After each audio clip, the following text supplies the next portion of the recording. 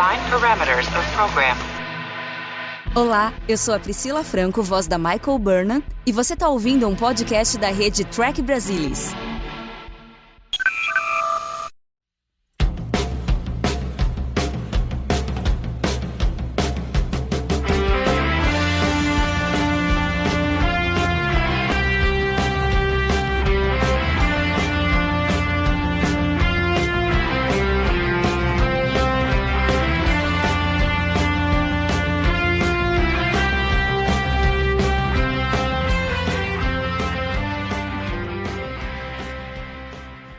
Olá, sejam bem-vindos ao Balde do Odo, o podcast da rede do Trek Brasilis para falar sobre Deep Space Nine, a melhor série de Jornada nas Estrelas. E hoje vamos falar sobre o 12º episódio da 5ª temporada, The Begotten. E estão aqui comigo hoje Luiz Castanheira. Olá, Luiz. Boa noite, Mariana. É sempre bom estar aqui. Muito bom mesmo. E o nosso convidado especial de última hora, que eu não fiquei triste porque eu não tive que tirá-lo da aula, Murilo Fongrol.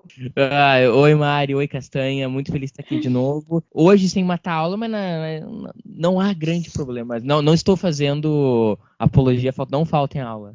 Por favor, hein? Vão em todas as aulas de adultez e velhice de vocês. Bom, o episódio de hoje, ele foi escrito pelo René Chevaria e dirigido pelo Jesus Salvador Trevinho. É a primeira vez que ele dirige em Deep Space Nine. Ele vai dirigir ainda mais 2 episódios e ele também dirigiu uns 5 episódios de Voyager. E aqui a gente tem a história A e a história B. A história B acaba sendo menor ali, finalmente a Kira dando luz pro filho dos O'Brien, né? Aqui ele ainda não é nomeado, mas o nome dele depois a gente vai descobrir, que é o Kira Yoshi. E a história A, que é o coração do episódio, digamos assim, em que o Quark chega para vender pro Odo um recipiente que tem um transmorfo ali que ele acha que está morto. O Odo percebe que ele não está morto não, ele só está doente, o Bashir consegue fazer com que ele se recupere um pouco ali, né, ou imagina que tenha conseguido recuperá-lo 100%, e aí o Odo vê que ele é um transmorfo bebê, que é provavelmente um daqueles 100 que igual a ele foram soltos no universo para encontrar outras raças, outras civilizações, para depois um dia retornarem para o Grande Link, como aconteceu com o Odo. E aí ele tem que gerenciar toda a situação que é criada, porque o Dr. Mora acaba aparecendo lá, ele fica sabendo que o Odo tem esse transmorfo, e ele quer ajudar o Odo da mesma forma, né? Porque ele foi o cara que foi o cientista que pesquisou o Odo desde o início, quando ainda nem sabia que ele era um ser senciente e tal, só que o Odo não quer de jeito nenhum ajuda dele, porque ele tem muito ressentimento dessa época, por tudo que ele passou, por ter sido um objeto de pesquisa, ter sido tratado como um experimento, até que descobrisse que na realidade ele era um ser senciente. E aí é muito interessante como isso se desenrola, e principalmente no final. Castanha, você quer dar um resumo inicial do que você acha desse episódio? A história do nascimento do filho dos O'Brien é uma necessidade, mas aqui a gente nota que tem alguns problemas. Talvez um problema é o uso do Shakaar. A gente teve talvez 2 episódios em sequência, esse é o terceiro, em que a presença do Shakaar faria muito mais sentido, e no terceiro que ela faz menos sentido, especialmente pelo uso que é feito da presença dele. Nós temos o Shakaar, nos outros 2 a gente não tem o Shakaar. E aqui você tem uma tentativa de fazer algum tipo de graça com a situação, e eu não sei se as coisas funcionam muito bem. Tem alguma tentativa de fazer graça com uma rivalidade meio absurda entre o Shakaar e o Miles O'Brien, que eu não entendi bem qual foi ideia. E tem uma hora que o Shakar fala que, proximamente, se você quiser ter filho, não coloca a minha namorada no meio. Um negócio estranhíssimo, sabe? Um negócio meio sem pé nem cabeça. E tem a parte lá das cabaças e daquele... Vou chamar de gongo, mas não é bem um gongo. Aquele negocinho lá que o O'Brien... Se era pra ter ritmo, o O'Brien não tem ritmo nenhum. Nada ali tem ritmo. E se aquilo tinha algum propósito terapêutico, era só de irritar a Kira, sabe? Não... Tem algo, assim, interessante dela tá parindo ali o filho dos dois. Tem o namorado dela, que não tem nada a ver com a história. Tem algo ali que é legal, mas a forma como foi apresentado não foi muito legal. Então isso aí eu achei meio problemático. Por outro lado, a história do bebê Changeling, vamos chamar assim, eu achei bem interessante. A forma como o Odo identifica, na forma como aquele bebê, à medida que eles vão fazendo os experimentos, que eles vão interagindo com ele, na realidade ele não é bem tão importante assim. O que importa é aquilo ali remeter às experiências que o Odo e o Dr. Mora tiveram quando o Odo estava na posição daquele bebê e passar limpo essas coisas todas. Sob esse ponto de vista, eu acho que o episódio é muito bom, porque os atores são muito bons e eles tentam manter um olhar sincero, um olhar esperto, aí sim, sem grandes exageros, e tem muito material sobre as origens do Odo, sobre a coisa que é engraçado, porque se você parar para pensar, várias coisas ali eram coisas que o Odo nunca falou, tipo, ele virou as costas e se mandou, ele nunca falou, e muitas das coisas, como vistas no episódio, inclusive, quando são replicadas, você nota que guardam um certo exagero e aquela coisa guardada que nunca foi falada e torna-se um negócio muito maior do que de fato é. E eu achei isso extremamente interessante. É claro que existe uma questão aí de uma coleta de lixo a ser feita com o personagem Bashir, que eventualmente a gente vai ter que fazer, a gente já alertou os espectadores, porventura sejam marinheiros de primeira viagem. Eu falei, a gente já falou para prestar bastante atenção no personagem Bashir nesses episódios, do Rapture em diante, e também ter essa coleta de lixo a ser feita. Pode ser feito o argumento que existe uma desconexão ao final, de que o Odo, já na posição de humanoide, meio travado, né, com essa chave travada, ele estava indo por um caminho, o episódio leva por um caminho, e existe uma reviravolta com a morte do bebê. E o bebê, de alguma maneira, ou empresta algum órgão para o Odo, e o Odo recupera suas habilidades, ou ele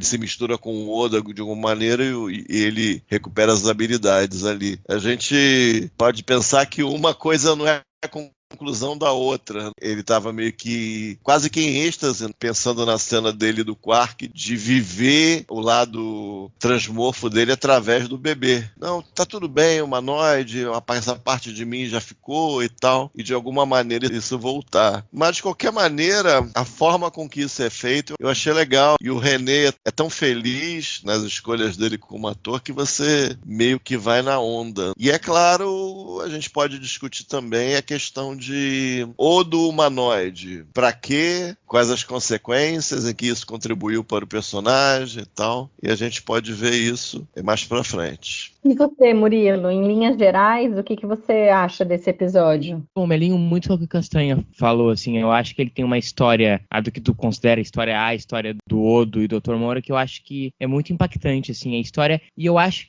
pessoalmente, olhando da meu ponto de interpretação, me toca mais a história dele com o Doutor do que necessariamente dele com o bebê Changeling, mas óbvio que elas se linkam aí, pra fazer uma piada de mau gosto. Elas se linkam porque eu vejo, sabe aquela coisa, eu sempre ouvi muito do meu pai, por exemplo, quando eu reclamava de alguma coisa, ele falava, quando tu for pai, tu vai entender. E talvez o Odo aqui virando, entre aspas, um pai de uma criança, ele começa a entender algumas coisas que o pai dele, que foi o Dr. Moura, fez, entre aspas, criação dele, e que eram necessárias e que antes dele ser pai, ele não entendia. Então eu vejo esse paralelo com a vida real muito bonito nessa história do Odo e do Doutor, e dele vendo que o que o Doutor fez era uma coisa que ele precisava fazer, óbvio que não estou defendendo o Doutor 100%, mas de Odo entender de que não fez nada por maldade, ele fez tentando acertar, e é uma coisa que eu acho muito bonita mesmo, nesse episódio. Acho que tem toda essa subtrama que é muito, muito, muito legal. Concordo com Castanha, as escolhas de atuação do René Auberjonois no ar são muito boas, a direção do, principalmente naquela cena final que ele sai like a bird, Bird, assim, voando. É uma cena muito bonita, música quebrando a mão ali bem legal. Gosto muito dessa história. E na história B da Kira, eu gosto de tudo que envolve o lance. Acho que eles fizeram de um limão e uma limonada. A história da Kira grávida, mas aqui vira meio que uma salada de frutas, que caminhar, correr e morrer na praia com toda essa história, porque realmente não faz sentido o Shakari sentir ciúmes do Miles. O Castanha falou, eu vi essa fala hoje, é muito bizarra essa fala, a próxima se for ter um filho, não envolva mim. Cara, ninguém quis envolver a Kira, é meio besta, ainda mais se tu esperar de alguém que é primeiro-ministro de Bajor, que tem que ser uma pessoa de nível intelectual alto, e então, cara, é muito idiota, acho tudo muito idiota, o lance do Miles tocando ali o tamborim dele, meio bobo da corte, sabe? Fim da várzea. Fizeram escolhas de roteiro que eu acho ruins. Contudo, no final eu acho que eles acertam no lance ali da Kira, que a gente vai falar mais depois, da Kira se sentindo órfã de ser mãe. Acho que também é muito bonito. A cena final, você tá falando? Isso, e da Kira e do Odo ali consolando. Uma cena muito bonita, muito bonita mesmo. E que eu acho que põe mais uma pedrinha no caminho do Kira e Odo ali, que é muito bem construído. Aqui eles precisavam acabar com essas duas histórias, né? Eles precisavam acabar com a Kira grávida, principalmente porque a Nanali já tinha dado à luz a atriz, então não precisavam mais ficar fingindo que a Kira estava grávida, inclusive porque a gente viu, e uma das coisas que depois a gente vai discutir quando falar sobre a temporada como um todo, que em como até aqui foi um pouco ruim para a personagem, porque ela estava limitada de poder fazer algumas coisas. E eu acho que a melhor utilização dela e do fato dela estar grávida, eu acho que foi em The Darkness and the Light, né, no episódio que a gente falou passado. Mas eles precisavam terminar isso daqui. E o Odo, de alguma forma, eles também sabiam que eles queriam que ele voltasse a ser um transmorfo, e acho que eles já tinham ali meio que planejado toda a questão da sexta temporada, da guerra, então eles precisavam trazê-lo de volta. E eu acho que, assim, talvez o momento do Odo não tenha sido ideal, talvez depois a gente possa conversar realmente mais a fundo, se eles souberam aproveitar o fato dele ter ficado sólido, né? Acho que foram por volta de uns 12 episódios que ele ficou sólido, mas aí eu acho que eles conseguiram encontrar um momento, fazer isso num episódio que foi legal, porque você tem o paralelo aqui das duas histórias, da A e da B, em que no final o Odo está sofrendo pela perda do bebê transmorfo e a Kira também está sofrendo pela perda, o bebê, porque o bebê não é dela. Então ela teve que carregar esse bebê aí por alguns meses e agora o bebê não é dela e ela tem que sofrer essa perda, né? Inclusive, não estava escrito, aquela cena final, o diálogo da Kira com o Odo não estava escrito, aí a Nana Visitor achou que não seria nem um pouco realista, a Kira tá de boa, deu a luz pro bebê dos O'Briens e beleza, né? Agora, tipo, tô livre. Não, então ela conversa com o Iris Stephen Bear e ele acaba acrescentando no roteiro essa fala final. Ela ainda até disse que ela gostaria que tivesse sido desenvolvido mais essa questão da perda, da Kira, tudo, mas aí ela fala, mas aí seria outra série, né? Ela não tinha como ser tudo centralizado nela. Ela não é a personagem principal. Tem que dividir com todos os outros personagens. Mas eu acho que, assim, foi perfeita a cena final ali. Eu acho que deu um bom fechamento para as duas histórias. Aí, aprofundando mais essa história B, realmente o que mais me chateia é que eles não trazem o Shakar em Rapture, não trazem o Shakar em The Darkness and the Light, onde eles poderiam ter explorado no primeiro a questão dele ser o primeiro-ministro, no segundo o fato dele ter sido o chefe da célula de resistência da Kira, que era a que estava sendo atacada ali. Quer dizer, não temos dinheiro, aí não traz o cara, e aí chega um episódio que eles acabam rendidos e falam, não, agora a gente tem que trazer, e aqui ele, na realidade, ele faz o papel do namorado ciumento, então é muito triste. Que é absurdo. Porque ele não é esse o papel dele. O papel dele é do primeiro-ministro, do cara que foi o chefe de uma célula de resistência, é um herói de Bajor, né? Eu, por acaso, hoje resolvi reassistir Shakar, porque eu tô editando o podcast que vai ao ao ar daqui uma semana, do dia que nós estamos gravando esse daqui, né? Já Esse daqui foi só há vai... muitos anos. Esse daqui só vai ao ar daqui um ano, né? Um ano e pouco. Mas eu reassisti e, pô, você vê ele lá no episódio Chakara do final da terceira temporada. Porra, o cara é muito legal, um personagem fantástico, né? Você só tem elogios a fazer. A introdução dele foi muito bacana. E aí ele volta aqui para se prestar a esse papel. É muito triste. Então essa história B tem muito cara de sitcom, tem muito cara para ser o alívio cômico ali, né? Aquela relação dele com o Chakara. Então colocam ele com ciúmes do O'Brien porque a Kira mora com eles, e aí colocam a cena lá do O'Brien, ele chega e o O'Brien tá massageando o pé da Kira, e aí ele manda o cara embora e o cara não se manca, não quer ir embora, entendeu? Tipo, o O'Brien meio que acha que ele tem um direito de posse pela Kira. É uma coisa meio doida, realmente. Assim, a chamada do negócio tem um lado pra época um pouco subversivo que eu acho legal, mas o que eles fizeram com essa fagulhinha não foi legal, foi muito esquisito. Porque episódios anteriores, quando eles apresentam a Kira e o O'Brien de repente se sentindo esquisito, um meio atraído pelo outro, eu acho que era válido, era algo que podia acontecer, são pessoas ali, então beleza, mas aqui os dois brigando, aí depois, na hora que a Kira pede pra Keiko falar que eles podem entrar, os dois se estranham na porta, eles ensaiam aquela ombrada, não, entra você, aí o Chakar dá uma ombrada no Brian, assim, o Brian perde o rumo. O Miles, ele ainda tá passando por uma situação pitoresca, tá nascendo o filho dele no outra mulher. Se a gente for lembrar de Disaster, o parto quem fez do outro filho foi o Worf. E aí, então, tudo bem, ele tá meio, entendeu? Dá pra justificar a Lelé do O'Brien. Mas o Chakar é primeiro-ministro de Bajor. E aconteceu uma situação pitoresca. A namorada dele tá tendo... Mas tudo bem, né? Vamos ajudar. Não faz a posição do Chakar não faz um pingo de sentido, assim, ó. Ganhou o prêmio do Worf lá no último que eu participei lá, o Let's Sing lá, entendeu? O prêmio Worf Let's Sing de personagem. Infelizmente, aqui o René Echevarria não foi feliz na escrita dessa parte. Por outro lado, eu acho que até a maneira como eles criaram a questão do parto, tirando os rituais aí, que realmente são bobos, essa coisa de cada um ter que ficar fazendo uma música ali, tocando, para acalmar. Eu achei legal isso de você subverte, faz o ao contrário, né? Em geral, o parto da mulher envolve dor, você tem que fazer força, a mulher grita porque tá tendo contração, tem que fazer força para o bebê sair. E aí aqui, por sorte, né, eles não quiseram fazer algo desse tipo, que seria pior ainda, mas aí eles criam uma coisa que eu acho que até casa com os bajorianos, que são mais zen, assim, e tal, de que a mulher, na realidade, é o contrário, ela tem que relaxar completamente para diminuir a quantidade de endorfina, blá, blá, blá, provavelmente aí deve, sei lá, abrir o canal, relaxa e o bebê sai. Ah, beleza,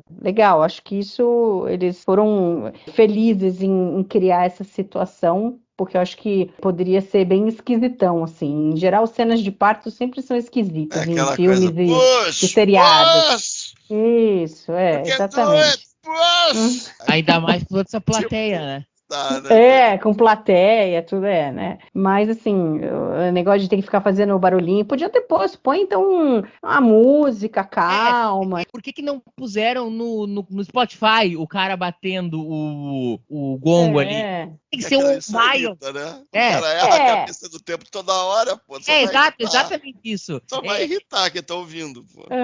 Eu me irritei com o cara, imagina a Kira. Acho que eles querem criar como se fosse um ritual, então deve ter gente que deve gostar de seguir esse ritual, outros devem pôr uma música para relaxar, outras coisas diferentes, assim, mas enfim, foi o que foi. Mas eu acho que aí no final, pelo menos, eles conseguem fechar de forma muito bonita, e é legal porque a Kira exatamente fala, acho que para pessoa com quem ela teria mais segurança realmente de falar o que ela tá sentindo, né, que é pro Odo, e ainda mais que ela vê que ele tá sentindo algo parecido com o dela, essa coisa da perda. Então é legal ela falar, pô, entrei nisso só para ajudar, mas agora a coisa que eu mais queria era poder segurar o bebê e nunca mais largá-lo, né? Então acho que nisso eles acertaram, e graças a Nana Visitor. Vocês não veem nessa cena, assim, pode ser mais eu com meus comentários sociais que só eu vejo, né? Dessas barrigas de aluguel e tal, dessas mães que acabam tendo, depois acabam querendo ter o filho, ou dessas mães que dão os filhos pra adoção e depois se arrependem, assim. Eu penso muito nisso vendo essa cena da Kira, sabe? De tu carregar o filho e depois acabar perdendo. E eu vejo muito um comentário sobre isso, sim, nessa cena. Pode ser eu que sou louco. Não, a gente tem o histórico da pessoa, não necessariamente a barriga de aluguel, seria de uma amiga. Tem casos na vida real de casais homoafetivos que a pessoa, não é nem um caso de aluguel, a pessoa ofereceu o útero, basicamente. Na ficção aqui no Brasil, a gente teve uma novela sobre isso, né? Era literalmente barriga de aluguel. Eu acho que eu posso pegar aqui a época anterior, eu acho, a DS9. Mas aquilo que eu estava falando, tem isso? Tem, mas fica na página 1. Eles não se preocuparem em aprofundar isso. Nem a coisa da barriga solidária, digamos, devido a um acidente,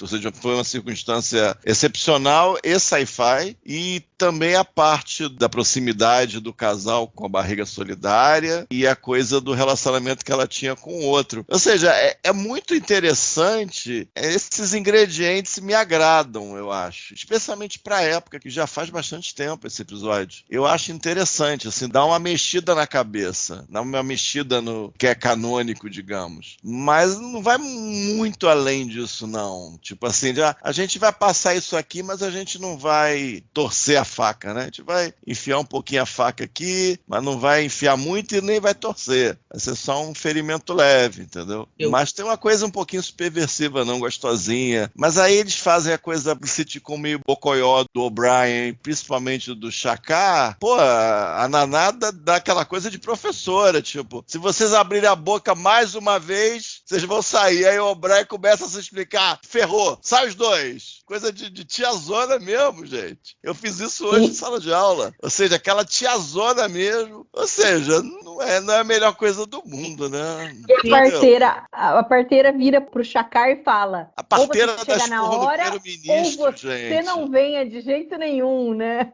Falando óbvio. Sei lá, né? Parece errado esse texto, parece errado, entendeu? Sim. É esquisito. E é uma pena porque é uma grande oportunidade perdida, né? Eu gostaria, pessoalmente, de ter visto eles enfiando a faca a mais na relação Miles e Kira. Eu gostaria que tivesse ido adiante aquilo ali. Não tô dizendo que eles precisassem consumar, mas eu gostaria que tivesse mais daquilo. Acho que ficou muito curta a história. Aí, pô, estão com a faca e o queijo na mão. Eles podiam discutir isso, fazer um episódio nascendo e o Miles ali e tal. E aí, puta, preferem fazer o Shakar ciumento, cara. Assim, é tipo, escolha muito equivocada. E é engraçado, porque eu faz muito tempo que eu não assisto esses episódios. As pessoas não acreditam, mas é verdade. Tem episódios que eu não vejo há muito tempo. Então eu não lembrava direito lá no Parmar. Eu achava que o trecho da Kira e do O'Brien fosse ainda menor. No episódio é maior do que eu me lembrava. Aqui, se não tivesse o Shakar, poderia ter tido. Se não tivesse o Shakar, tivesse só, digamos, a parteira ali, e o O'Brien e o casal, o Miles e a Keiko, eles falassem um pouco com a Kira ali no momento e tal. Podia ser uma coisa interessante, né? Uma coisa pra ficar... pra série, assim, em termos de algo talvez progressiva, interessante e tal, mas de qualquer maneira esses ingredientes que tem aqui são danadinhos, não são ingênuos, mas aí parece que para enrolar tem que colocar a bobeira do ritual, que é meio bobo, e esse ciúminho do Shakar muito estranho. E é engraçado, né, na cena, é difícil da gente aceitar que quando eles estão sozinhos ali perto do final, ou em nenhum outro momento, eles não falaram dos acontecimentos do episódio passado com o Shakar. É muito estranho, entendeu? Fica muito estranha a presença do Shakar justo nesse episódio. É muito estranho. Eu acho muito esquisito, assim. A cena final é super legal. Se ela não existisse, seria esquisito pra chuchu. Eu não lembrava como aquela cena que eu chamei da cena da origem da Kira do episódio passado. Essa cena final é muito legal, né? Assim, é muito bacana, assim. E a forma que a Naná fala pro Odo, justo para o Odo, eu acho legal aquele momento, assim, bem DS9 mesmo, assim, bacana. E esse tipo, pra quem não viveu os anos 90, quem é jovem, que tá ouvindo isso aqui, era comum na TV, na época tinha basicamente só o prime time, era comum, assim, drama, tipo um David Kelly da vida, ele fazer o episódio, tinha 2 historinhas, aí você contava histórias que eram parecidas, que tinham paralelos, contrastavam e colidiam uma com a outra. Então esse formatinho aí, que eventualmente culmina, digamos, na cena final, em que um perdeu o bebê, e é interessante que é uma perda meio diferente, né? Porque ele perdeu o bebê, mas o bebê se integrou a ele. E ela perdeu o bebê, mas o bebê tá no quarto ao lado, entendeu? Também tem um aspecto assim que eu acho bem gostosinho de realizar. Então o tipo de história é uma história do seu tempo também. Era muito comum ter isso. O David Kelly, ele tinha essa técnica, eu chamava de casadinha.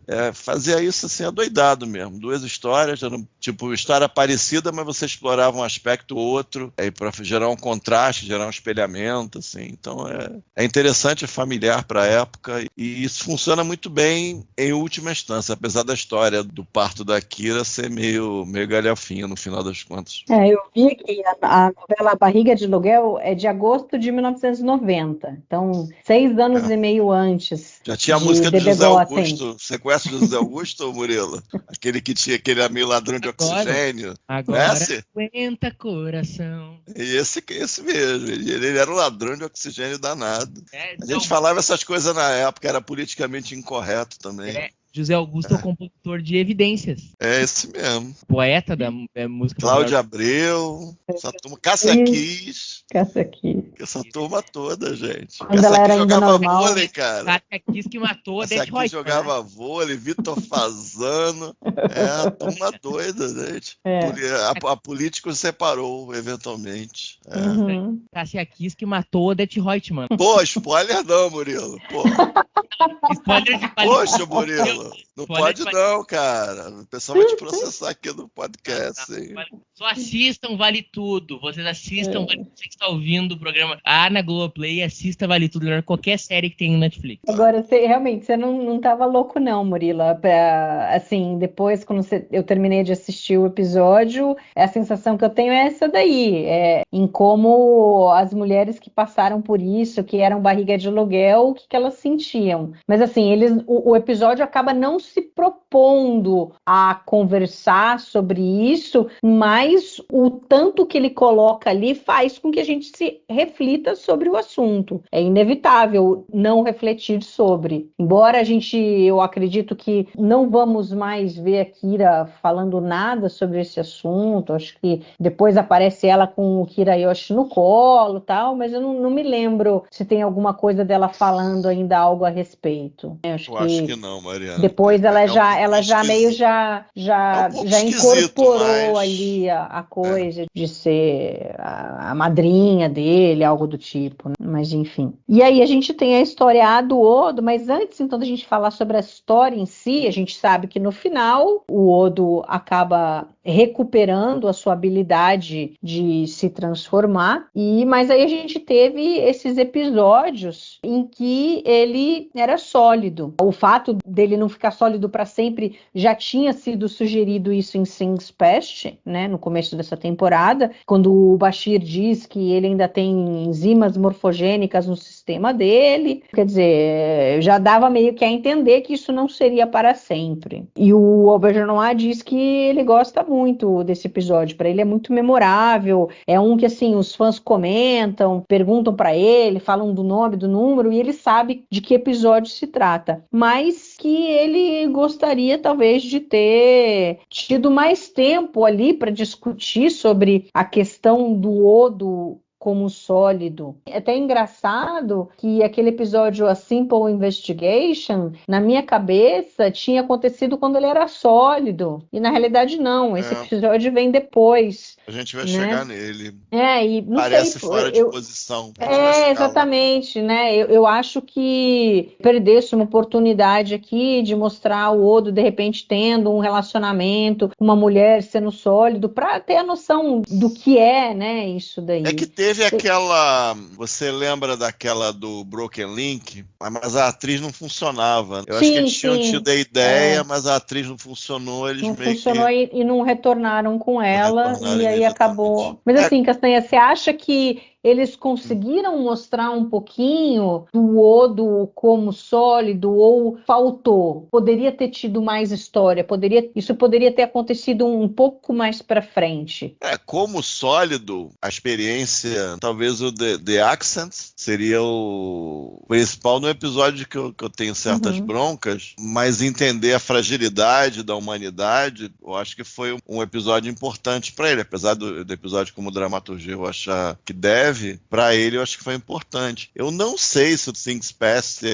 precisa dele ser humanoide, se ele poderia ser feito meramente com o Odo. Eu não sei se careceria dele estar na forma humanoide. O que mais que eu tenho aqui? O Apocalypse Rising é parecido um pouco com The Accents. Aqui, The Accents ele vai na coisa da fragilidade mesmo, da pessoa que teve a existência dela, que ele conheceu como vida, tendo inúmeras habilidades que tornariam tudo aquilo ali bobagem, tudo aquilo ali facilmente resolvível. Ele ficou ali à mercê dos elementos, literalmente. Que o corpo humano é muito frágil. A gente estar vivo é um verdadeiro milagre evolutivo. Então parece que, não sei, acho que ter o relacionamento enquanto humanoide mesmo, foi uma chance desperdiçada. Teria que ser, talvez, alguma coisa casada ali no Parmak, ao invés da história dos O'Brien. Não sei, teria, pelo menos essa eu vejo, né? Que eu acho que foi uma chance desperdiçada. E tirar o Let He Who Is Without Sin e colocar um episódio melhor no lugar também teria sido uma coisa boa.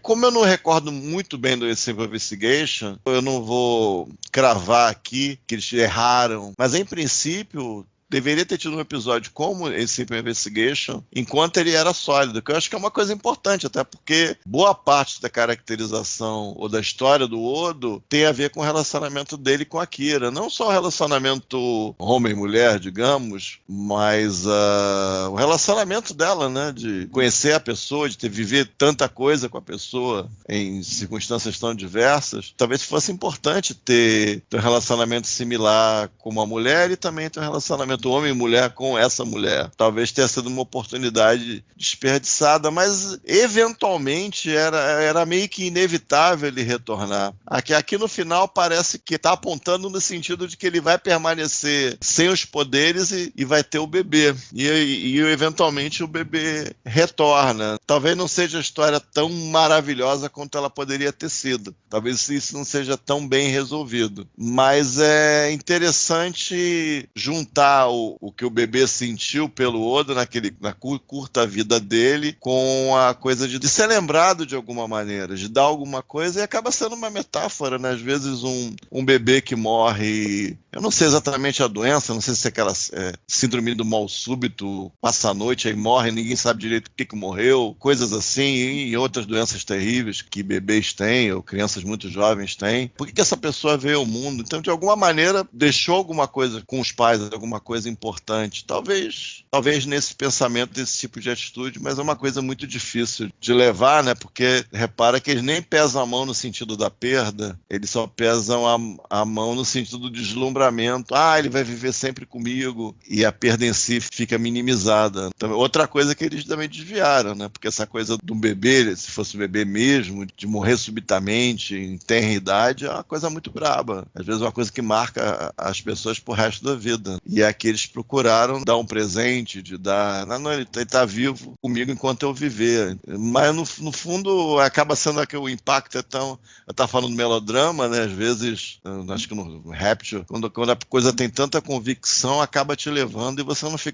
sente muito culpado por ser levado por ele. Eu acho legal. E você, Murilo, o que você acha dessa época que o Odo ficou como sólido? Você acha que faltou alguma coisa? Você acha que esse momento foi foi oportuno ele recuperar a habilidade dele, podia ter sido mais tarde. Eu tava aqui ouvindo o Castanha falar sobre isso e lembrando de quando eu assisti Deep Space Nine pela primeira vez, eu devia ter uns 10, 11 anos. Eu lembro direitinho de ver esse episódio e pensar assim, mas já virou transmorfo de novo. Eu lamento, eu acho que eles perderam a oportunidade, acho que de desenvolver mais essa questão do Odo sólido. E eu acho que sim, eles poderiam, a despeito da história que ser muito bonita, ela é bonita o episódio todo. Não é bonita necessariamente pelo final, por ele se unir ao Odo. Eu acho que talvez seja um ponto fraco, assim, de que o Odo talvez pudesse ter voltado ele pelo Grande Link, poderia talvez ser... Posso dar spoiler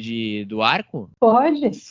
Quando ele fica lá namorando com a fundadora lá 3 dias durante a ocupação cardassiana na estação, poderia talvez isso ser um grande atrativo para ele ficar com a fundadora, de voltar pro elo e voltar a ser transmorfo, voltar a dar essa capacidade para ele. Acho que tudo isso teria sido mais interessante do que, bum, voltou a ser uma solução meio assim, Deus Ex Machina, que eu não gosto tanto. E concordo contigo, Mari, acho que poderia ter tido um outro relacionamento sendo sólido, viver outras coisas, sólido.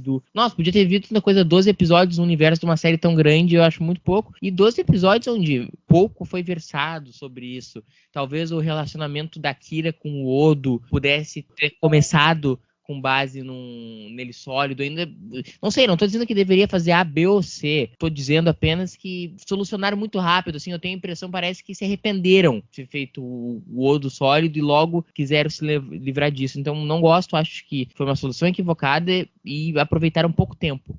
Eu lembrando de eu assistindo ali com 10, 11 anos, assistindo e pensando, pô, mas já ficou sólido? Eu podia ter aproveitado tanto isso, né? Pô, oportunidade perdida, se apressaram a resolver um arco que poderia, e não ia ser, ao meu ver, um arco que precisaria ser resolvido antes da guerra, poderia ser resolvido em paralelo à guerra, poderia ser uma parte do arco do Odo, abriram e fecharam logo, inclusive tem dificuldade de entender a decisão, assim, mesmo. Eu não chegaria até o ponto da guerra, não, eu acho que na guerra ele sendo transmorfo foi importante ali, dada a relação dele com a fundadora. E aí se a gente pensar aí, por exemplo, em Children of Time, que é o 22º dessa temporada, a gente precisaria dele como transmorfo aqui para funcionar. Então acho que até antes do Children of Time, eu acho que teria valido a pena eles empurrarem um pouco mais, né? Porque lá em Apocalypse Rising eles começam, eles mostram o Odo achando que ele não é capaz de fazer nada, porque ele achava que o poder dele todo, a capacidade dele toda estava baseada no fato dele poder se transformar, e acho que poderiam ter feito outras coisas dele se sentindo mais capaz, de que ele não precisa ser um transmorfo para viver bem aqui na sociedade, e no fundo todas as coisas que a gente viu depois disso foi meio assim, o Odo tá com dor nas costas, igual nesse episódio, o Odo esqueceu que ele não ia poder se transformar, ele pulou da escada para pegar o ladrão lá, não sei o que, e se acidentou. Então é tudo meio assim, ele com o corpo dele. E aí aqui nesse episódio eles juntaram tudo e colocaram o Odo falando um monte de coisa extremamente importante que poderia ter sido melhor desenvolvida. Então naquela cena, quando ele tá conversando com o Quark, que ele tá bêbado, porque ele e o Dr. Mora tomaram lá champanhe comemorando, e aí ele vai lá ainda para tomar mais uma coisa, você vê que ele tá meio alterado ali e tal, e ele tá conversando com o Quark, e ele fala coisas tão importantes assim, de que ele sentia que a vida dele tinha acabado, porque ele não era mais um transmorfo, que ele não tinha mais esperança de ter contato com um agente dele. Ele perdeu uma parte dele quando ele perdeu essa habilidade, quando o Grande Link o julgou culpado. E aí, de repente, aquela gosminha de laboratório mudou tudo. E aí, assim, ele se sentiu como se ele tivesse a oportunidade de parecer ser um transmorfo novamente. E aí, no fim, quando ele fala assim, de alguma forma ser sólido não me pareceu mais tão ruim, é muito bonito ele falar isso. É uma aceitação da situação dele. Então talvez isso precisasse ter acontecido antes de alguma forma, por outras maneiras, para que quando ele chegasse aqui, isso já tivesse durado um pouco, ele já tivesse meio que aceitado essa situação dele como sólido, aproveitado algumas coisas pelo fato dele ser sólido, que ele não poderia aproveitar. Eles mostram coisas pequenas, ele ali dizendo que ele começou a experimentar comida, então agora ele gosta, ele bebe, ele fica lá fazendo um poema sobre as bolhas da cerveja, blá blá blá, né? Ele estava meio deprimido ali, mas então tem várias coisas que eles poderiam ter trabalhado melhor nisso, e aí aqui no fim junta tudo. Eu acho que é muito louvável, eu gosto dessa escrita, gosto da maneira como o Odo acaba se conhecendo aqui, percebendo o sentimento dele, mas aí é muito rápido, e aí a gente não tem mais isso, ele volta a ser um transmorfo e acabou essa oportunidade. Eu acho que podia ter se alongado mais. Fica um gosto de Reset Button na boca, apesar de foi um Reset Button 12, 13 episódios depois, e fora o break entre temporadas. Então, de novo, pra época era bastante tempo. Eu acho que eles poderiam ter levado um pouco além, sim. Eu honestamente não tô lembrando dele recuperar explicitamente a vivência dele como sólido em algum momento marcante falando com a fundadora. Eu acho que fica meio que implícito, né? Ele ter vivido como sólido e isso ter sido importante para o entendimento dele, não somente de conhecer as pessoas, mas também conhecer como as pessoas vivem, o que os motivam, o que os amedronta. É válido. Mas eu acho que poderia ter levado um pouco mais. O Incipient Investigation aparentar fora de posição talvez já seja um chamativo de que poderia ter durado um pouco mais. Ou seja, aqui eles meio que fizeram um fechamento. Eu vou fazer um fechamento dessa fase humanoide do Odo, e ele vai recuperar os poderes, e acaba a gente fazendo essa coisa do sacrifício, ou da morte, do sacrifício do bebê Changeling, e faça um pacote só e vira a página. Então talvez é porque a gente lembra mais, porque a escrita desse é bem melhor dos que focaram, porque esse tem mais foco, né? Que ele fala do Odo mesmo, da vida do Odo. Então a gente lembra muito desse, né? Porque do Accents tem uma outra coisa periférica. O Accents é importante por ele mostrar para o Odo a fragilidade dos corpos. Isso é importante, é uma experiência que eu acho válida, apesar de eu ter críticas ao episódio. E em outros momentos, Apocalipse Rising, esses momentos que a Mariana mencionou, de estar com dor nas costas e tal, é aquela coisinha que você... É aquela continuidade que você vai, tipo, taticando um bloco de notas, um ticket de estacionamento, ou de que vai comer no almoço, sabe? Aquela coisa meio mecânica. Ah, não, a gente colocou aquilo ali no roteiro tal, mas não é grande coisa. Como uma obrigação, né? Tenho que cumprir essa obrigação aqui, pá, check, pra dizer, né, que está fazendo o arco, entendeu? Mas não estão bem fazendo. Então eu vejo, mesmo que você chegasse, não, valeu a pena aquela parte do Parmado, aquele do O'Brien, então fizesse um episódio melhor no 7 e usasse o Odo, pelo menos numa história B no 7. Que o 7 foi uma desgraça, foi o tempo de série perdido. Pelo menos fizesse um romance do Odo ali, em Risa. Quis que fosse um romance, ou em outro lugar. Eu acho que teria sido uma experiência interessante, importante. Mas é aquilo, eu entendo, fica um gostinho de Reset Button, apesar de ser, pelo menos deu tempo de respirar alguma coisa dele. E aí ele recupera os poderes. É a lógica, né? Ele se revelou, ele contou a história dele, se revelou e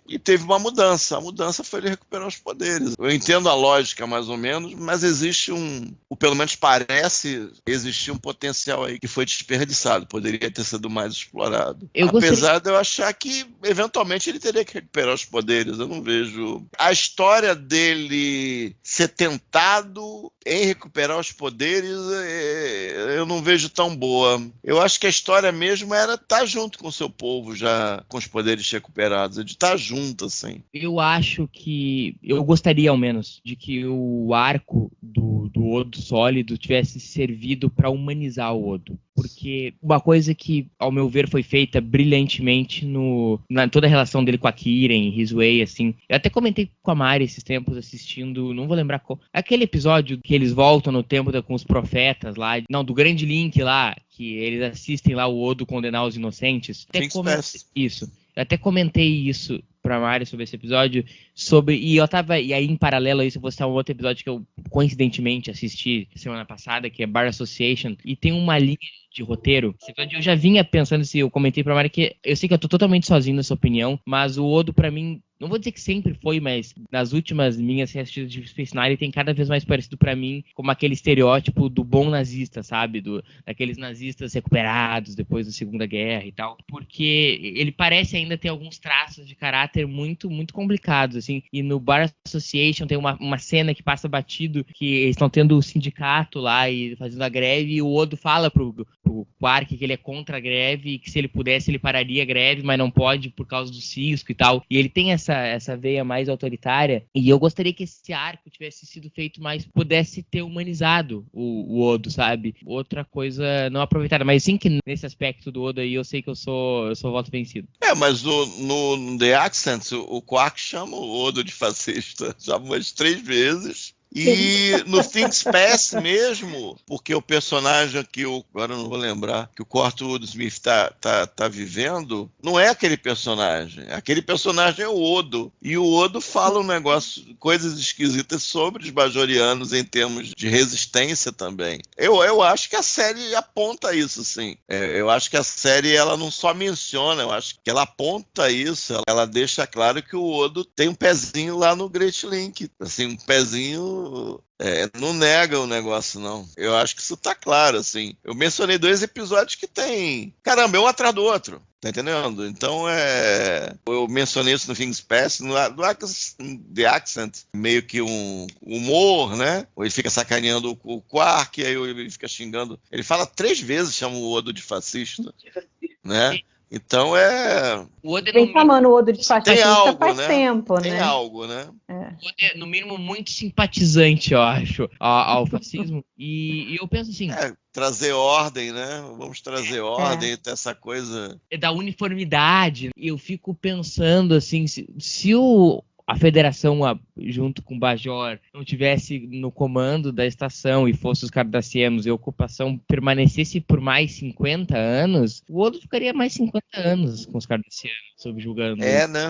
É interessante isso também. O Odo é o centrão brasileiro, ele tá sempre no poder. Não, tem personagens, o Odo, a Kira, o Garak, tem coisas pesadas em que a série pede pra gente gostar de pessoas que fizeram coisas terríveis e tem coisas sombrias dentro de si. Estão bem longe de serem as pessoas, assim, aquele heroísmo mais limpo, mais imaculado. E meio que a série fica com eles. A Kira teve um encontro com esse lado sombrio dela na semana passada, e o Odo também tem esse lado sombrio, o Feral Garak. É que o Quark, eu acho que esse lado sombrio dele é mal ajambrado. Eles poderiam ter feito de uma outra maneira. Às vezes ele faz coisas muito reprováveis, não tem grandes consequências. Isso é uma coisa ruim. E o outro lado os Ferengues têm aquela coisa consciente de ser uma sátira. Aí eu tenho dificuldade, por eles estarem se apresentando como sátira, eu pensar num personagem ali tridimensional que tem defeitos. Como é que ele vai viver com aquilo e tal. E aí fica um pouco confuso. O Quark é mais difícil. Mas esses 3 que eu mencionei tem coisas que é pedido pra gente... Que Star Trek, em geral, até aquela época, não apresentava. Assim, é um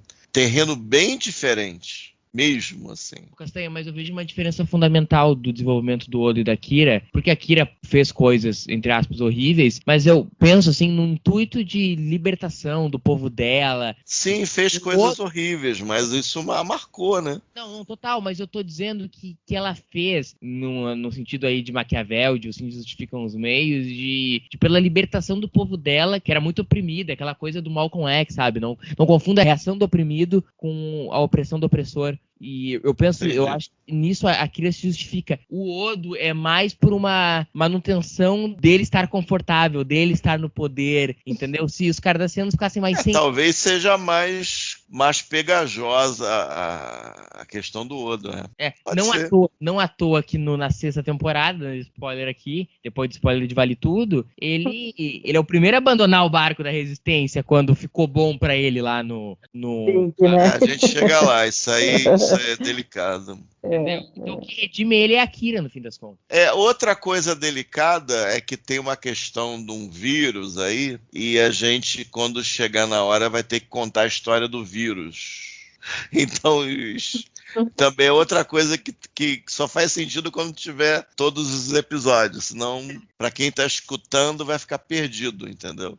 E na hora então a questão do Bashir a gente vai falar, quando chegar em Purgatory Shadow, by Infernus Light, a gente vai falar do Bashir, que a gente pediu pro pessoal que não conhece, se é que tem alguém que não conhece, prestar bastante atenção no Bashir do Réptil em diante. E tem a questão de um certo vírus que, devido a essa questão de Odo, perde poder, tem esse bebê, tem Great Link, tem Fundadora, tem um monte de coisa. A gente vai explicar essa coisa do vírus. Mas quando chegar... Falar em Homefront Paradise Lost. A gente vai explicar, porque tem uma questão de contágio que tem que ser explicada. A gente vai explicar quando chegar na hora. Então, tem duas coisas que...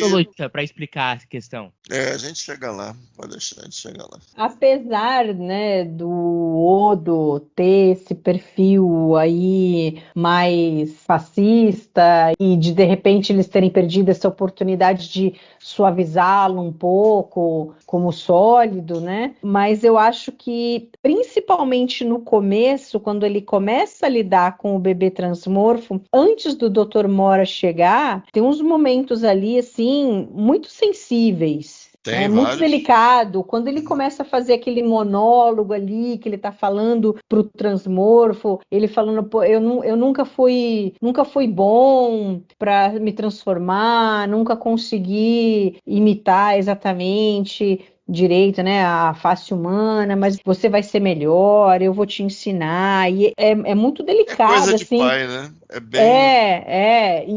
E não só isso, é uma pessoa que teve um trauma tão grande da maneira como ele foi tratado quando ele estava nessa mesma situação, que ele tem uma aversão gigantesca, que ele não quer de modo algum repetir os erros que foram cometidos com ele. Ele quer ser diferente, é uma questão de honra para ele ser diferente. E até é engraçado que daí o Auberjonois ali tendo que atuar na frente de uma gosma, eu ficava lembrando do Alexandre, que sempre fala que até um hidrante contracenando com o Auberjonois é bom, né? E aí a gente vê ele aqui contracenando com uma gosma e a cena é maravilhosa. Assim, a cara dele, a entonação de voz, como o corporal dele, como ele se coloca ali, é fantástico, assim. O cara é um fenômeno mesmo, assim. Como ator ali, o que ele faz nesse episódio todo é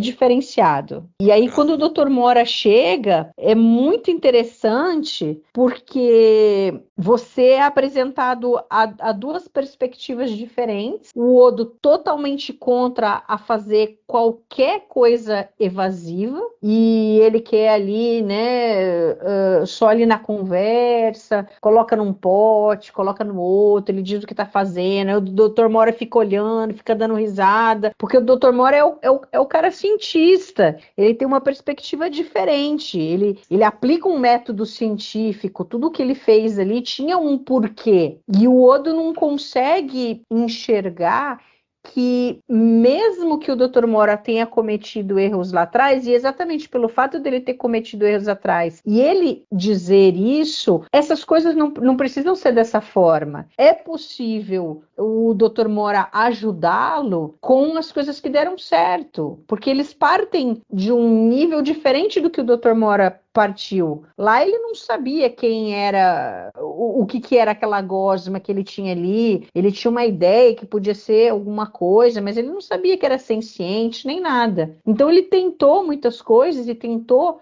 estimular aquela gosma de várias formas, que algumas funcionaram, outras não. Então, o Odo demora um pouco para perceber isso, mas é legal que ele percebe em algum momento que se ele não estimular aquela gosma vai ficar ali para sempre daquele jeito, porque ele se sentia confortável daquele jeito. Mas aí depois ele começa a refletir, pô, mas da primeira vez que eu fiquei lá como um cubo, eu fiquei sentindo as arestas, eu fiquei sentindo aquilo e aquilo outro. Então, para ele, era uma coisa interessante. Não era interessante o que aconteceu para ele chegar daquele jeito, mas era interessante. Então, ele começa a perceber que algumas coisas podem ser feitas do jeito que o Dr. Mora fez. Então, eu acho legal que daí eles encontram um equilíbrio para lidar com o transmorfo e depois, mas o Odo não perde aquela coisa de explicar o que está fazendo, e ele fica falando, e aí o Dr. Mora fala, pô, mas você criou um vínculo com o transmorfo, porque aí ele aparece, ele tenta simular a cara do Odo, de repente ali,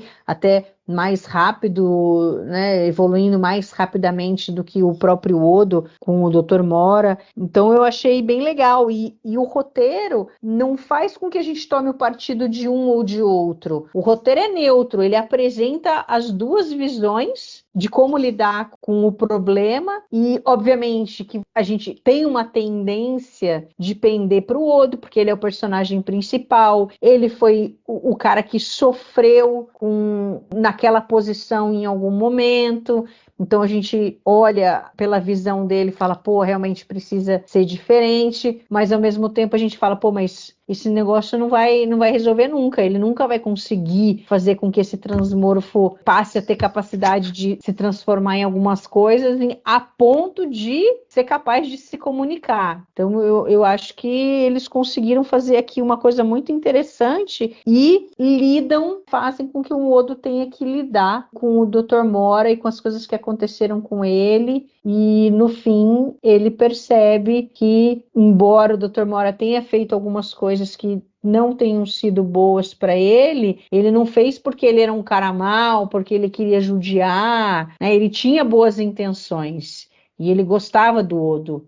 Ele sentiu o Odo não ter criado vínculo com ele, como o Odo demonstrou querer criar um vínculo aqui com o transmorfo. Eu acho que isso, sim, essa parte do episódio, eu acho que é muito bonita e foi muito bem escrita. Sim, sem dúvida nenhuma. E, Mari, é o que eu falei no começo do episódio, assim, eu vejo essa questão de realmente essa coisa que os pais sempre falam pra gente, né? Não, quando tu for pai, tu vai entender. Eu vejo muito isso na relação do Odo com o Mora. Do Odo realmente, na vez dele, vendo de que, sei lá, ele pode ter errado na criação, como tu falou, a gente pende pro lado do Odo, pode ter errado, mas do Odo ver de quão difícil é estar nessa situação e de como as decisões nunca vão ser por escrotidão, ou nunca é muita coisa, né? Mas na maioria dos casos não é por escrotidão ou por desejo de mal, mas o famoso errar tentando acertar, né? Então eu gosto muito, muito, muito mesmo, assim, de toda essa relação, de todo esse texto, que é muito significativa e muito poderosa, assim, e ressoa com todos nós, né? Que era um camundongo, ele estava tratando como um camundongo, e eventualmente o camundongo era senciente, né? Então, no que ele fazia, em determinado momento, deve ter virado uma chave que o Odo deve ter ficado um pouco traumatizado com a coisa toda e acabou levando ao afastamento. Pela falta de entendimento, não querer se esforçar para entender ou não conseguir entender, mas as coisas, ele deveria estar sendo pressionado pelos cardassianos de alguma maneira, de estudar aquela criatura para algum proveito. Havia uma ocupação, ele era um cientista bajoriano, aquilo ali poderia ter implicações, né, para a carreira, para a vida dele. Então tem esses ingredientes todos aí que, passados a limpo, o Odo começa a pensar de outra maneira. Ele volta para pensar, ele faz as coisas, aquela coisa da eletrocução, aí ele começa a olhar de diferente, ele fazendo e vendo o que de fato acontece com o bebê, que ele leva um choquinho. Pelo que o Mora apurou, suponho, é um choquinho mesmo, aí o Odo começa a pensar de outra maneira. Talvez não seja exatamente o que aconteceu, ou tem alguns atenuantes, né, nisso tudo. E é fascinante, né, apesar de estar falando sobre coisas alienígenas e de outro planeta, o tempo todo está se falando, no fundo, de coisas muito mundanas, assim, coisas de fácil relação o tempo inteiro, né? Tem esse foco, não se perde. Eu acho essa capacidade muito, muito legal, né? Eu acho que as histórias deveriam ser mais assim. Às vezes eu acho uma pena que se perde um pouco. Ou porque você tem que oferecer uma aventura meio genericona, aí você pega da gaveta, você pega isso aqui, pega isso, cola aqui, recorta isso, rabisca isso aqui, dá uma mão de tinta na outra parte, ao invés de você pegar os personagens que você tem e botar eles para falar. Que eu acho que a graça toda é essa. E às vezes você tem que oferecer alguma ação específica, uma aventura, e você acaba caindo em convenções e eventualmente até em clichês que são pobres, são esquecíveis. Eu acho que o foco que a gente vê na história A desse episódio, que engloba reunidos, são a essência da série, inclusive. É o que a gente lembra mais da série. A característica maior da série. Você ter essa coisa dos personagens falando sobre si de uma maneira, em uma história muito básica que tem essa coisa de colocar em termos de sondagem, de colocar nas posições de você de rever o que aconteceu, de pensar no que está acontecendo, refletir sobre a sua vida, sobre o que você fez até agora, lidar com consequências, etc, etc. Tem a ver com o que eu penso, pelo menos que os fãs da série mais admiram nela. E aí tem uma coisa aqui que eu até quero perguntar o que vocês acham, porque eles fazem um paralelo do Odo com o Dr. Mora, e o Odo tá lá de boa, ele passa uma semana lá tentando fazer com que o transmorfo comece a ter alguma forma para começar a se comunicar, e nada tá acontecendo, e o Dr. Mora, né, tá falando para ele que tá muito lento, que isso não vai dar certo, tal, não sei o quê, e aí chega o Sisko e faz uma pressão por conta da frota de que eles precisam de resultados. E aí o Dr. Mora fala, tá vendo? Era essa pressão que eu tinha. Então, muitas vezes eu fiz coisas que eu não queria porque eu precisava resolver a coisa. E no caso dele era muito pior, porque os cardassianos, a relação dos cardassianos com os bajorianos não era das melhores. Então, ele temia pela vida dele se ele não entregasse resultados. Mas aí eles fazem essa coisa da pressão da frota, mas me causa um pouco ruído. Porque, assim, o transmorfo era um bebê transmorfo que foi enviado lá como um dos 100, ou seja, ele tinha zero conhecimento dos fundadores, assim como o Odo tinha zero conhecimento dos fundadores quando foi achado, e depois ele, na realidade, só conheceu o Grande Link muito tempo depois. E aqui esse bebê transmorfo, aparentemente, pelo que a gente sabe, pelo que foi dito, nunca teve contato nenhum. Então, o que a frota esperava que eles iam conseguir de informações com esse transmorfo? Eles achavam que o quê? No fim, eles iam torturar o cara fazendo experimento, usá-lo como cobaia para descobrir coisas de como matar os transmorfos. Sei lá, achei meio esquisito esse negócio do interesse da frota em cima. É Picard temporada 3. É exatamente isso aí. Eles querem estudar a biologia dos transmorfos. Não tô aqui passando receio, não tô dizendo que é legal. Tô dizendo que é exatamente o que a Federação e a frota querem fazer. Não tem outra coisa pra fazer. Não tem como interrogar o transmorfo. Não sabe de nada. Sabe que o Odo, então não faz. É exatamente isso que ao meu ver, querem estudar a biologia do. Porque em tese, olhando desse ponto de vista, é uma grande oportunidade de estudar a biologia dos transmorfos. Os caras estão antevendo uma guerra logo, entendeu? Até porque provavelmente, não dizer provavelmente, mas possivelmente, esse almirantado que estava pressionando o Sisko devia ser ligado à seção 31, por exemplo. Mas aí eles já tinham um transmorfo preso lá com eles, provavelmente. Ah, não sei, né, Mari? Não vou saber. Eles nunca falam nada, mas assim, não sei. Para mim, causa um ruído imaginar que eles quisessem fazer alguma coisa dessa. A seção 31, ok. Mas a frota em si me causa ruído. Mesmo em Deep Space Nine, que sempre faz algumas coisas que parecem que não é Star Trek, que o povo reclama, mas que no fundo, se a gente for ver, não tem problema nenhum. Eles conseguem justificar e tal. Mas aqui me soa esquisito. Me parece que eles só colocaram isso daqui pro Mora falar pro Odo que, tá vendo, ó, tá vendo como que é trabalhar sob pressão e tal, e aí o Odo fala, não, beleza, então vamos ver aí o que você tem, vamos começar a fazer alguma coisa diferente aqui. Eu consigo entender, não estou dizendo que quem escreveu isso pensou isso, que a história de ser um dos 100, a gente vê da boca do Odo. Não tem garantia de que tem alguma trama acontecendo ali. Que esse bebê Changeling, no fundo, não é um agente sleeper ali. Algum tipo de trama tá rolando. O que é irônico. Para quem conhece a história toda, né? Agora, pensando nisso, embora... É engraçado, né? Assim, tipo, a Odo falou que é dos 100, tava... Não sei, tava... Uma coisa, a gente tem alguma coisa da mitologia que eu acho que eu vou mencionar.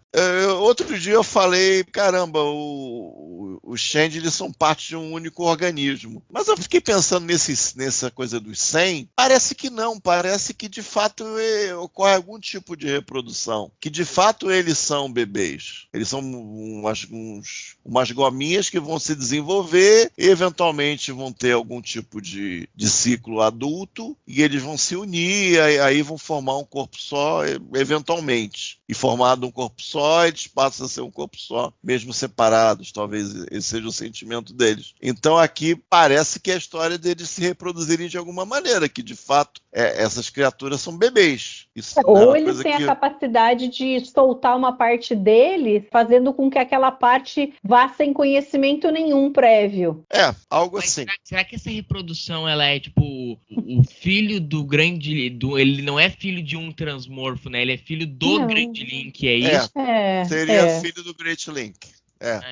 Tá, então aí isso é uma parte da mitologia. A outra parte eles são soltos como? Com pequenas cápsulas? Será que é assim? Eles são soltos com pequenas cápsulas, com algum sinalzinho para serem achados? Uma sonda, algo do gênero? Porque no vácuo não deve ser no vácuo do espaço. Deve ser uma pequena cápsula, suponho. E sem ele não deve soltar no vácuo a criaturinha. Até porque... É maldade também, né?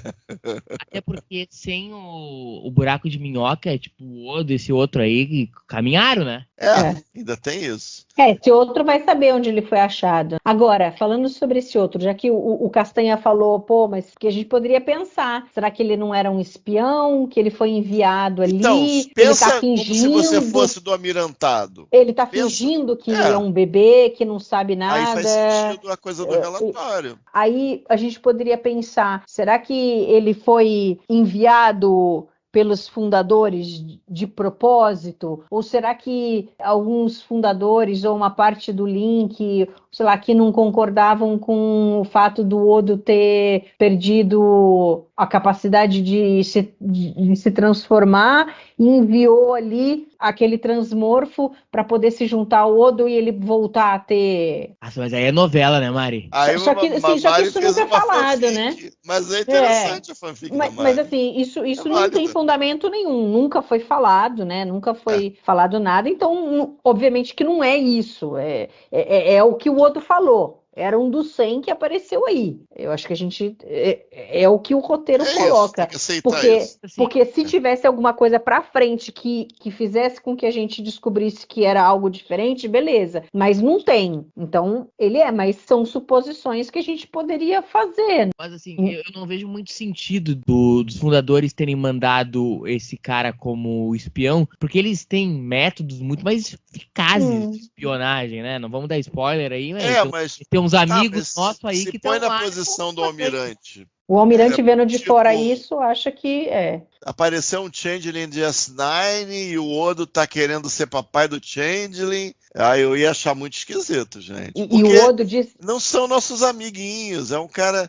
Entendeu? O quanto que você pode confiar na palavra do Odo de que... Por aí eu consigo entender. Não tem problema nenhum, né? Eu concordo, mas que não faria o menor sentido os fundadores mandarem um espião nesse tom, assim, não faria o menor sentido, né? Especialmente no presente contexto, né?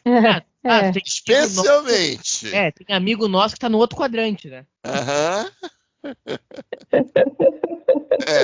Seria meio engraçado, inclusive, né? E esse nosso amigo aí tá envolvido com a questão, né? Nosso amigo se envolve. Tem isso também. Agora, tem uma coisa interessante que eles tomam muito cuidado no roteiro e que a gente vê no episódio, e eu prestei bastante atenção, que o Odo não toca no transmorfo em nenhum momento até o final. Somente no final, quando eles dizem que tá morrendo o bebê transmorfo, que ele joga e põe na mão dele e segura. Em nenhum outro momento ele tocou no transmorfo. Mas houve outros toques aí, depois que o Odo se voltou a ser transmorfo, que aí a gente pode conversar que poderia ser esquisito. Mas acho que já falamos demais. Agora, é linda essa cena. Cara, a hora que o Odo percebe o que aconteceu com ele, a primeira coisa que ele faz é se tornar aquele falcão que ele fala desde o começo que ele ensinaria o bebê transmorfo a se tornar, né? O falcão tarqueliano, e aí a primeira ele coisa se que ele transforma. faz é ficar peladão, Mariana. Ah, sim. Ele fica Ele larga a peladão. roupa. Isso daí também é legal, né? Porque é um toque ali que é interessante, porque o Odo nunca precisou ter roupa, mas ele, como Sol, ele tem roupa, então eles não fizeram besteira de não deixar a roupa ali para trás. Então, isso foi interessante. E o que mais que eu tinha para dizer aqui? Tem uma coisa que é só uma triviazinha, que a Keiko só vai aparecer mais 2 vezes na série. Ela vai aparecer lá em Time's Orphan e depois um pouquinho lá, rapidinho, lá em What You Leave Behind. E esse é o primeiro episódio que a Jadzia Dax não aparece. Perde muitos. Não, mas aí não, né? Nossa não foi porque não quiseram, mas enfim. Tô dizendo que foi o primeiro de muitos só. E tem uma coisa interessante, que aquela cena do transmorfo se comunicando com o Odo, que ele se levanta ali e começa a querer imitar o rosto do Odo e tal, quase que eles cortaram, quase que eles não fazem, porque na realidade eles não tinham dinheiro para fazer os efeitos visuais na pós-produção, e aí o diretor assistente, o Louis Race, teve uma ideia de colocar uma meia na mão, né, como se fosse uma luva, cobriu daquela geleca lá e fez a coisa. Depois, claro, eles deram um retoque ali, né, para parecer aquela sensação que a gente sempre vê no Odo ali, dourada ali, coisa e tal, né? Então, interessante que eles conseguiram fazer isso daí sem gastar alguns milhares de dólares. Economizaram um pouquinho. Tem mais alguma coisa, Murilo, que a gente não falou, que você gostaria de falar do episódio? Não muita coisa. Eu gostaria de elogiar a direção do Jesus Salvador aí. Acho Sabia que Salvador dirigia episódio, não, cara. É verdade, cara. Salvador, o nome do cara? Tá no currículo também, botou no currículo. Não é o Jesus Salvador Jesus Trevinho. Salvador. primo de Salvador e de Jesus, família Jesus. Eu acho uma boa direção, principalmente em 2 cenas. Na cena que ele vira lá o pavão misterioso, o Odo. Acho que tem um bom uso ali de a câmera na mão, assim, ele vira e levanta, acho legal. E também muito sensível na cena final da Kira e do Odo, de que eles conversam ali sobre as perdas deles, e a câmera ela não se move, ela fica parada, ela só vira, assim, eles vão passando, a Kira põe a mão no ombro deles, vão andando, e a câmera não acompanha. Bem sensível a direção dessa cena. Sim, essa cena é legal. E a antes cena também, anterior é legal também. quando ele dá um abraço no Dr. Mora, e aí ele deita a cabeça no ombro, assim, né? É muito bonita essa cena também. Sim, sem dúvida. E você, Castanha, tem mais alguma coisa? Eu acho legal o Odo lá querendo ensinar geometria lá pro bebê Changeling. Aquilo ali é pai que é professor de matemática, quer ensinar alguma coisa pro filho, aí pega aqueles sólidos, isso aqui é um tetraedro, isso aqui é um hexaedro, isso aqui é uma esfera. Aí ele tenta explicar e jogou ele naquela esfera meio cortadinha ali. Eu achei tudo muito interessante. Ele e o James Loyan interagindo, eu achei... Os dois são muito bons, assim. É bom demais. Pena que não tivemos uma Dr. Mora até o final da série. Sorry, spoilers. De modo geral, achei bastante interessante a direção do Jesus. Chamar a atenção de novo, a coisa da interação dele lá com aquela sopinha de geleca. Tem uma historinha de usar materiais diferentes para interpretar a geleca. Tem algumas que funcionam melhor que outras, né? Tem uma que deixa resíduo, ou parece deixar um certo certo resíduo, eu não gostei muito não, achei um pouco esquisita. Tem uma que parece aquele gelecão que vai todo, que não adere às paredes do recipiente, eu achei, na minha cabeça pelo menos, faz mais sentido. Mas de modo geral, achei super bem resolvido e resolvido de maneira prática, né?